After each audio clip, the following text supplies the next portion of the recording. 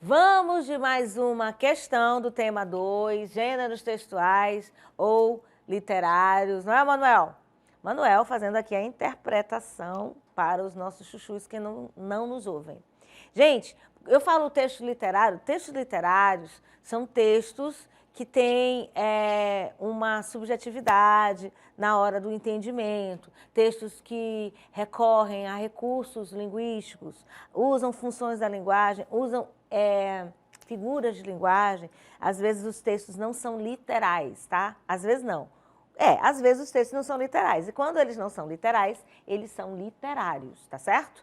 Existem gêneros literários, o gênero lírico, o gênero épico e o gênero dramático. Nós falaremos isso num outro momento, tá bom? E temos também os gêneros textuais, que nós já vimos, dentro de estruturas das tipologias. Por exemplo, dentro da narração eu tenho vários gêneros, como o conto, a fábula, que mais? A crônica, e a anedota e assim por diante. Aqui eu tenho um gênero textual que é a tirinha. Nós já vimos a charge, que é uma tira.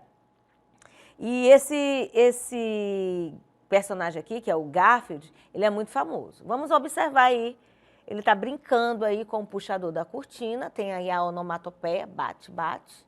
Onomatopeia é uma figura de linguagem que imita o som das coisas ou dos animais, né? Então, ele está batendo no puxador da cortina e o barulho está representado aí. Você pode olhar na sua tela. Bate, bate. E aí, o que acontece? De repente, a cortina sobe e ele é envolto na mesma. Aí ele pensa, aposto que vou ficar aqui até sábado. Que azar! Quarto quadrinho. Aqui estou eu enrolado numa cortina. Aí ele começa. Tinha uma cortina no caminho tinha uma cortina. Nunca me esquecerei deste acontecimento. Tinha uma cortina no meio do caminho. Epa, isto dá samba. Samba é um ritmo musical que todo mundo conhece. Os ritmos musicais que são construídos através das rimas, né? Através da sobreposição de palavras. Nós já vimos isso também estudando poemas, estudando metrificação. E aqui a gente contextualizou toda a decodificação da mensagem da tirinha, certo? Pois é, o que essa questão vai pedir para nós? A comparação entre recursos expressivos que constituem os dois textos. Aí você pode dizer assim, mas que dois textos, Cacau? Vou voltar. Eu tenho uma tira com uma situação envolvendo o Garfield. Só que nesse mesmo texto aqui, ele cita um outro texto, tá certo? Por isso que eu coloquei aqui texto 2, no sentido, para você entender, que eu tenho um outro texto que eu não trouxe, porque eu sei que você vai lembrar. Quando você lê esse pedacinho bem aqui, ó.